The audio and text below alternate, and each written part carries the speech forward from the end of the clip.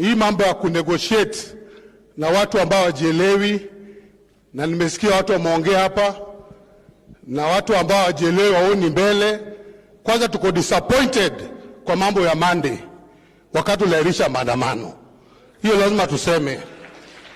Next time wewe konta kwa hiyo maandamano, wewe ongea na hao tuwache tupambane huko wa street. Hao watu waelewi lugha nyingine. Hata mkisema mchague komiti watu 20, hata milioni 1, hawatasikia. So lugha ya kusikia, na nasikia wengine la kutukana kama Gachagua. Mtu ambaye hata koti imeangalia left, longi imeangalia right. Hata kuvaa jui. Na anaamka na mdomo wake kubwa anatukana kiongozi wetu ambaye alienda kwa ballot.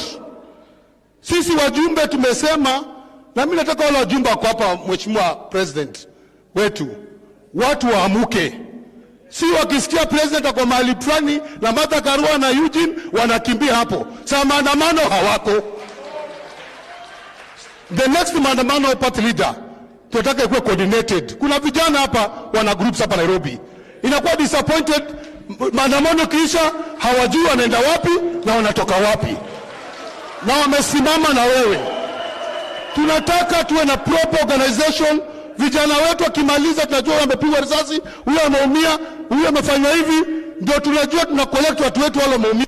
Inakuwa vibaya sana tumemaliza maandamano, watu wetu hawajui mahali pa kuelekea. Baba, watu wanakupenda. Mambo ya kuarisha mambo achana nayo. Wacha tupambane. Watu tu wapambane. Wangapo wananuka mkono.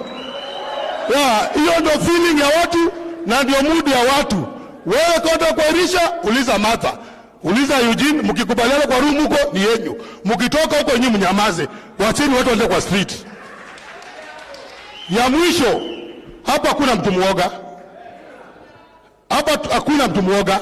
Sasa hii tena nasikia wamefukuza mama ambaye ni wa jamii yetu kutoka Western, DG wetu wa NYS, Madam Sakwa. Mama Asha Juma amemfukuza kazi saa hii asubuhi kwa sababu alikataa kufanya mambo ya bili yake ya kufanya tendering. Wamefukuza huyo Mluya mama, na Waluya wako huko kubwa wako huko Kenya kwanza wamenyamaza.